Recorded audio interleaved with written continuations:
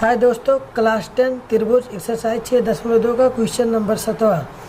Question number 7 कह रहा है आपका कि प्रमेय 6.1 का प्रयोग करते हुए सिद्ध कीजिए कि एक त्रिभुज की एक भुजा के मध्यबिंदु, कह रहा है एक त्रिभुज, हम मान लेते हैं त्रिभुज क्या है ए बी सी, मानते हैं आपका त्रिभुज ए बी सी।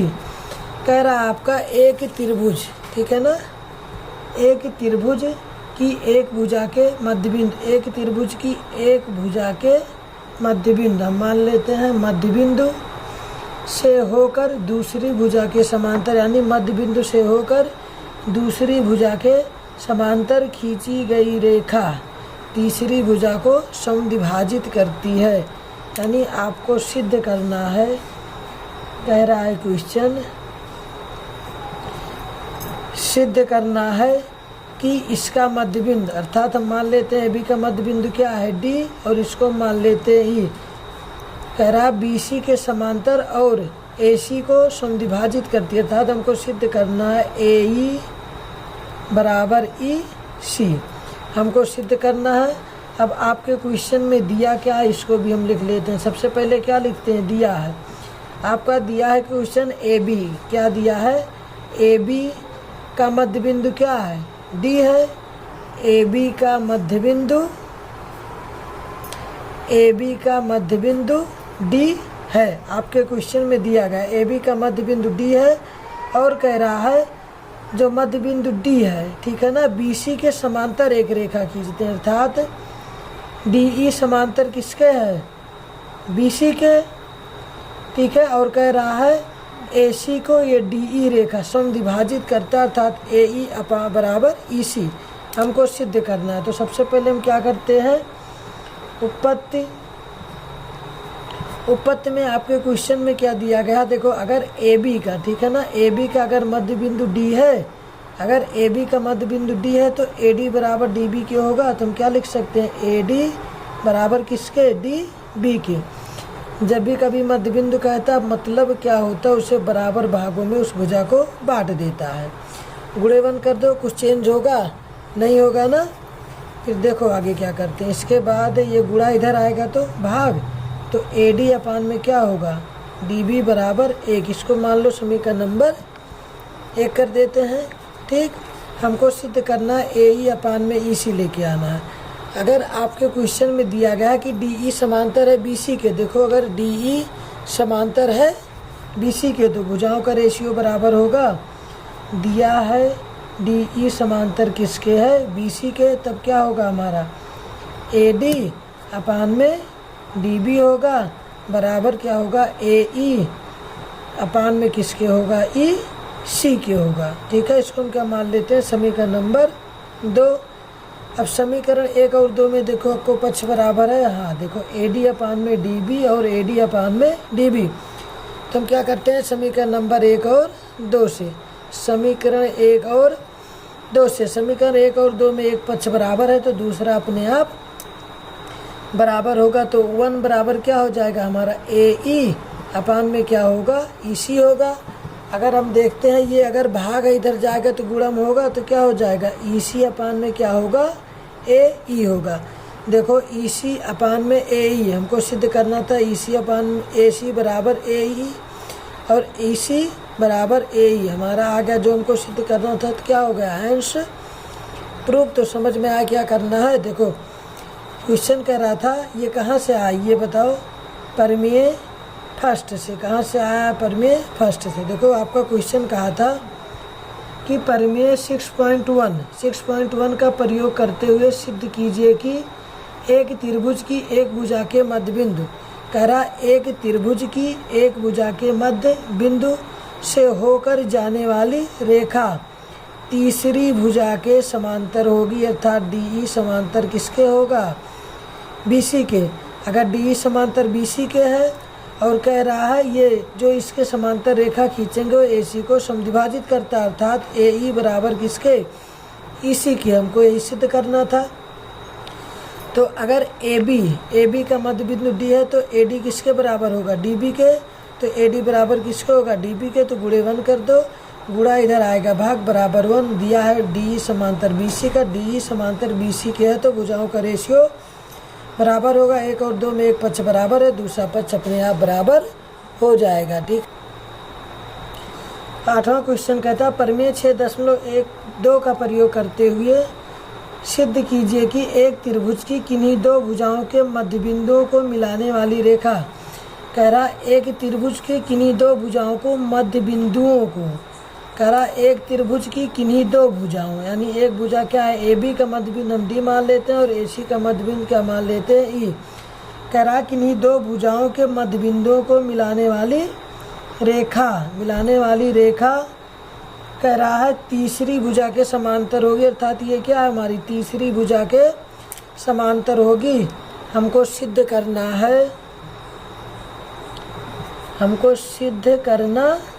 है कि DE समांतर किसके है, BC के। हमको सिद्ध करना DE समांतर BC के है। तो ध्यान से देखो DE समांतर BC के है और आपके क्वेश्चन में कहा गया है कि D और की E क्या है AC, AB और AC का मध्य बिंदु है। आपके क्वेश्चन में दिया है कि जो है AB और AC का मध्य बिंदु, AC का मध्य बिंदु, कह रहा AB और AC का मध्य बिंदु क्या है D और E है। तीसरी हेडिंग रचना के बाद हम क्या करते हैं उत्पत्ति। रचना तो हमको करना नहीं इसमें, तो हम क्या लिखते हैं उत्पत्ति लिखते हैं। ठीक है ना, उत्पत्ति यहाँ से लिखते हैं। ठीक है, उत्पत्ति बताओ अगर AB का मध्य बिंदु D है, कह रहा अगर AB का मध्य बिंदु D है तो हमारा AD अपान में किसके होगा DB बराबर क्या होगा 1:1 होगा। अथवा करके हम लिख सकते हैं अगर AB का मध्य बिंदु क्या है D है तो हमारा क्या हो जाएगा AD बराबर किसके होगा DB के होगा। इसको हम क्या मान लेते हैं समीकरण नंबर 1। अभी मत मानो, अगर इसमें हम क्या कर दे गुणा 1 से कर दे कुछ चेंज होगा नहीं होगा ना। अगर गुणा इधर आएगा तो भाग क्या हो जाएगा AD अपान में DB बराबर किसके होगा 1। समीकरण नंबर 1 मान लेते हैं। यहाँ पे देखो AD अपान DB 1:1 चाहे यहाँ पे मान लो आपके अनुसार। ऐसे आपका कह रहा है कि AC का मध्य बिंदु क्या है हमारा AC का मध्य बिंदु E है। अगर AC का मध्य बिंदु E है तब हमारा AE बराबर किसके होगा EC के होगा। इसमें भी गुणा 1 कर दो, कुछ चेंज होगा नहीं होगा ना। तो हम क्या करते हैं गुणा इधर आएगा भाग होगा तो क्या हो जाएगा AE अपान में EC बराबर किसके होगा 1। समीकरण नंबर 2।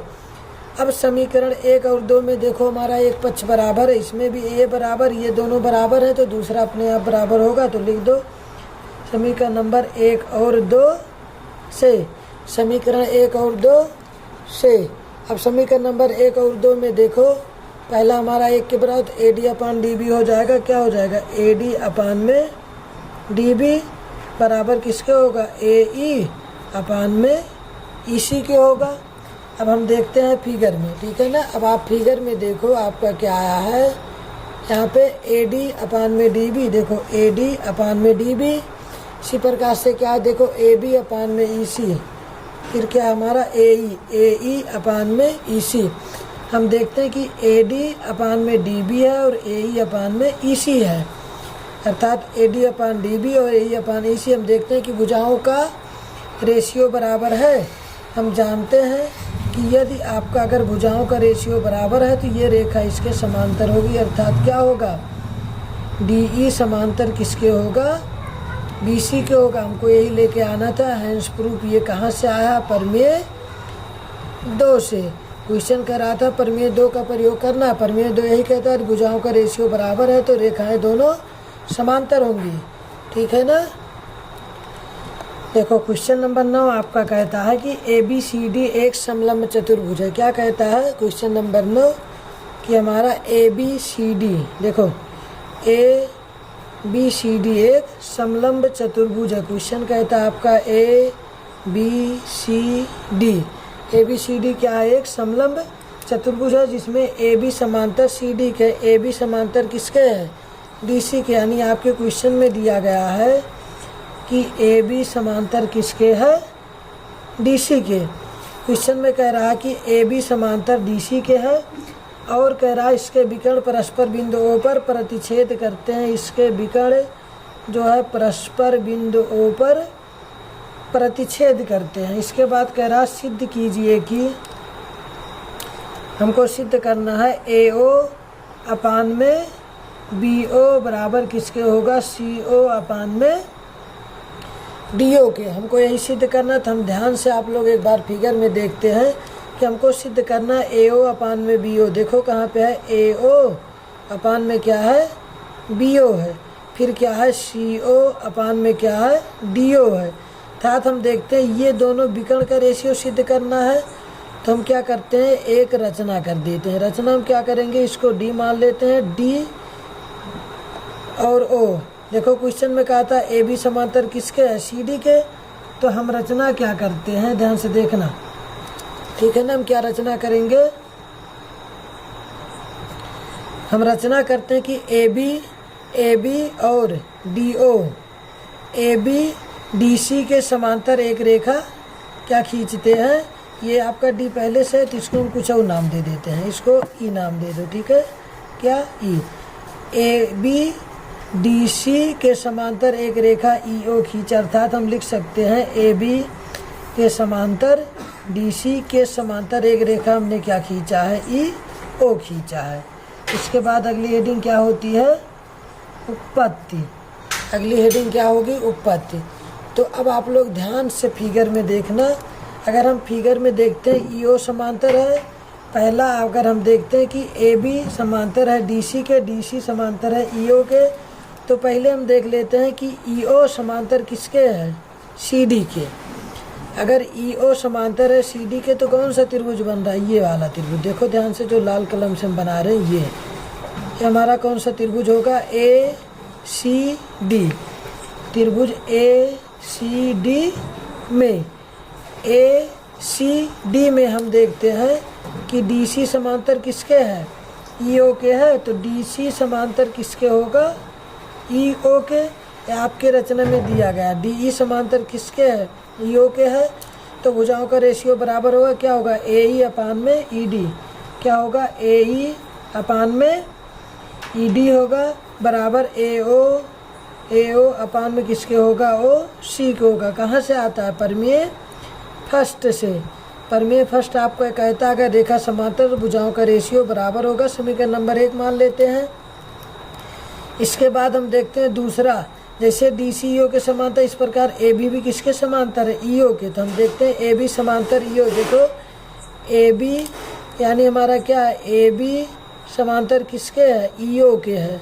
ए बी समांतर ई ओ के है तो कौन सा त्रिभुज है, ये वाला। ये कौन सा त्रिभुज है हमारा, ए बी डी। तो ले लो त्रिभुज कौन सा होगा, ए बी डी। तो त्रिभुज ए बी डी में, त्रिभुज ए बी डी में हम देखते हैं, त्रिभुज ए बी डी में हम देखते हैं कि क्या डी ई अपान में ई ए क्या होगा हमारा, डी ई अपान में ई ए बराबर किसके होगा, डी ओ अपान में ओ बी के होगा कि नहीं, ठीक है। क्योंकि इसमें भी हमारा क्या है, ई ओ समांतर किसके है, ए बी के। क्या है हमारा, ई ओ समांतर किसके है, ए बी के। अगर ई ओ समांतर ए बी के है तो भुजाओं का रेशियो बराबर होगा, कहाँ से, परमेय फर्स्ट से। समीकरण नंबर 2। अब समीकरण 1 और 2 में देखो कुछ बराबर है, ए ई अपान में ई डी, लेकिन यहाँ डी अपान, इसको क्या कर लो, व्युत्क्रम करने पर इसको हम लिखते हैं पलटने पर। जब हम इसको पलटेंगे तो ध्यान से देखो क्या आएगा, ठीक है। पलट लेते हैं तो ये आपका कहाँ जाएगा, ऊपर जाएगा, तो क्या हो जाएगा, ए ई अपान में डी ई बराबर किसके होगा, ओ बी अपान में डी ओ के। समीकरण नंबर 2 इसको ना मानते हुए हम इसको मान लेते हैं। अब 1 और 2 में देखो हमारा एक पक्ष बराबर है। समीकरण 1 में देखते हैं ए ई अपान में ई डी, समीकरण 2 में देखते हैं ए ई अपान ई डी। ई डी को चाहे डी को दोनों बराबर हैं तो दूसरा बराबर होगा तो हम लिख सकते हैं कि समीकरण नंबर 1 और 2 से 1 और 2 से क्या आएगा हमारा AO अपान में OC बराबर किसके होगा OB अपान में DO के। अब देखो हमको लाना क्या था AO अपान में BO, AO अपान में OC। हम क्या करते हैं तिर्यक गुणा कर लेते हैं, इसको इधर भेजते हैं इसको इधर, तो क्या आएगा AO अपान में OB बराबर OC ऊपर जाएगा बटे DO। देखो AO अपान में OB और OA अपान में DO। हमको यही लाना था जो कि हमारा आ गया है, हैंस प्रूफ। ठीक है ना। अब देखते हैं क्वेश्चन नंबर 10वां और लास्ट क्वेश्चन। कह रहा है एक चतुर्भुज ABCD है। आपका क्वेश्चन कह रहा है कि एक चतुर्भुज ABCD है। मान लेते हैं एक चतुर्भुज क्या होगा ABCD है। कह रहा है ABCD के विकर्ण परस्पर बिंदुओं पर प्रतिच्छेद करते हैं। इसके जो विकर्ण हैं परस्पर बिंदुओं पर प्रतिच्छेद करते हैं। इस प्रकार करते हैं कि AO अपान में CO, यानी आपके क्वेश्चन में दिया गया है AO अपान में क्या है BO बराबर किसके है CO अपान में DO के दिया गया है। तो सिद्ध कीजिए कि ABCD एक समलंब चतुर्भुज। हमको सिद्ध करना है ABCD एक समलंब चतुर्भुज है, समलंब चतुर्भुज है। तो ध्यान से देखो, सबसे पहले समलंब चतुर्भुज में क्या होता है कम से कम 2 भुजा। ठीक है, हमेशा समांतर। इसको A मान ले तो इसको अगर B मान ले तो ये दोनों भुजा हमेशा क्या होगा समांतर होता है। समलंब चतुर्भुज में 2 भुजाएं समांतर होती है, अर्थात अगर हम सिद्ध कर देते हैं कि AB समांतर किसके है DC के, अथवा करके अगर हम सिद्ध कर देते हैं कि AB समांतर किसके है DC के है, तो ABCD हमारा क्या हो जाएगा एक समलंब चतुर्भुज हो जाएगा। तो अगले दिन क्या करते हैं हम रचना। तो देखो रचना हम क्या करेंगे, इसमें भी हमको क्या दिया है AO अपान में BO। अगर AO अपान में BO दिया है, CO अपान में DO दिया, हमारा ये तो दे ही दिया है, तो हम एक निकाल लेते हैं। हम रचना क्या करते हैं कि DC के समांतर एक रेखा EO खींचते हैं। क्या खींचते हैं EO। रचना क्या करते हैं हम EO समांतर किसके है DC के। ये हमारा रचना हो गया। हम फिर क्या कर लेते हैं उत्पत्ति। उत्पत्ति में देखो अगर रचना में आपका दिया है EO समांतर DC के, EO समांतर DC के है, तो किस त्रिभुज में हमारा ACD, कौन सा त्रिभुज है यानी त्रिभुज ACD में, ACD में अगर EO समांतर है किसके है EO समांतर किसके है DC के। EO समांतर DC के तो भुजाओं का रेशियो बराबर होगा। तो AE अपान में ED क्या होगा हमारा AE अपान में किसके होगा AE अपान में किसके होगा ED। ऐसे क्या होगा AO अपान में किसके होगा OC के होगा। कहाँ से आता है परमीय फर्स्ट से आता है। समीकरण नंबर 1 मान लेते हैं, इसको समीकरण नंबर हम 1 मानते हैं और इसको समीकरण नंबर 2 मानते हैं। समीकरण 1 और 2 में देखो कुछ बराबर है AE अपान ED, लेकिन AO अपान में BO है। ठीक, फिर CO अपान में DO है। देखो अगर हम क्या करते हैं समीकरण 1 में अगर इसको नीचे ले आए तो AO अपान CO हो जाएगा। ठीक है, या तो हम क्या करते हैं हाँ इसको समीकरण 1 को सॉल्व कर लो। क्या लिखते हैं समीकरण 1 से, समीकरण 1 में आपका क्या दिया गया है, समीकरण 1 में दिया गया आपका AO अपान में दिया गया है BO बराबर CO अपान में DO दिया गया है। कहाँ दिया गया आपका समीकरण नंबर 1 में। तो देखो हमको लाना क्या है, पहले यहाँ पे ध्यान से देखो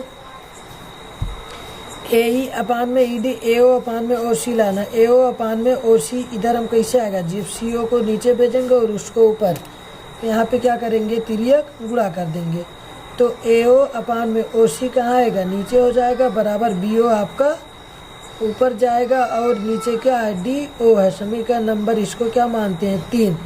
अब समीकरण नंबर आप 2 और 3 में देखो एक पक्ष बराबर है आपका, ये वाला इसके बराबर, अगर एक बराबर है तो दूसरा बराबर होगा, तो लिख दो। क्या लिखोगे? समीकरण नंबर 2 और 3 से।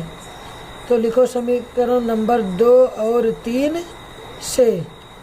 2 और 3 से देखो क्या है, ए ई अपान में ई डी, तो लिख दो ए ई अपान में किसके लिखेंगे? ई डी के बराबर किसके होगा? बी ओ अपान में डी ओ के। क्या हो जाएगा? बी ओ अपान में डी ओ के होगा। अब देखो ध्यान से, अब ये कहाँ पे है? ए ई अपान ई डी बराबर क्या है? बी ओ अपान में डी ओ। अब ध्यान से देखो ये कहाँ पे है? फिगर में देखो ए ई अपान में ई डी कहाँ पे है? ध्यान से देखो, हमारा क्या? ए ई अपान में ई डी, ए ई अपान में ई डी, दूसरा क्या है? बी ओ अपान में डी ओ। देखो क्या है? बी ओ अपान में किसके है? डी ओ के है, अर्थात इस भुजा का रेशियो बराबर है। तो कौन सा त्रिभुज है हमारा? ए डी बी में। कौन सा त्रिभुज है? यहाँ से हम लिख लेते हैं त्रिभुज ए डी बी में। ए डी बी में हम देखते हैं कि अगर भुजाओं का रेशियो बराबर है तो ये इसके समांतर होगा। फिगर में देखो ए ई अपान में ई डी, बी ओ अपान में डी ओ। क्या है हमारा? ए ई अपान में ये है, फिर ये है क्या है? बी ओ अपान में क्या है? डी ओ है। अगर भुजाओं का रेशियो बराबर है तो त्रिभुज ए डी बी में क्या हो जाएगा हमारा? ई ओ किसके समांतर होगा? ए बी के। तो क्या हो जाएगा? ई ओ समांतर किसके होगा? ए बी के। कहाँ से होगा? परिमेय 2 से। परिमेय 2 से। अब हम देखते हैं कि ध्यान से देखना, यहाँ पे ई ओ समांतर ए बी के है, और यहाँ पे आप रचना में देखो, रचना में क्या है हमारा? ई ओ समांतर किसके है? डी सी के है। कहाँ है ये हमारा? रचना से। रचना में क्या है हमारा? ई ओ समांतर डी सी के और ई ओ समांतर ए बी के है। तब हमारा क्या हो जाएगा? ध्यान से देखो, ए बी तब क्या होगा? ए बी समांतर डी सी के होगा। अब ध्यान से फिगर में देखो, अगर हमारा ए बी समांतर किसके है? ए बी समांतर किसके है? डी सी के। यदि हमारा ए बी डी सी के समांतर है तो ए बी सी डी एक समलंब चतुर्भुज होगा। तब हम लिख सकते हैं, तब चतुर्भुज ए बी सी डी कैसा चतुर्भुज है? समलंब चतुर्भुज है। Hence proof. हमने आपको बताया था, अगर देखो हमने यहाँ पहले बता दिया, अगर ए बी समांतर डी सी के, अगर ए बी समांतर, अगर हम क्या बताते हैं? ए बी समांतर डी सी के ले आते हैं तो आपका ये क्या हो जाएगा? प्रूफ हो जाएगा। क्योंकि समलंब चतुर्भुज में 2 भुजाएं हमेशा क्या होती हैं? समांतर होती हैं। वीडियो अगर पसंद आए तो प्लीज़ लाइक, शेयर और कमेंट ज़रूर करें। धन्यवाद।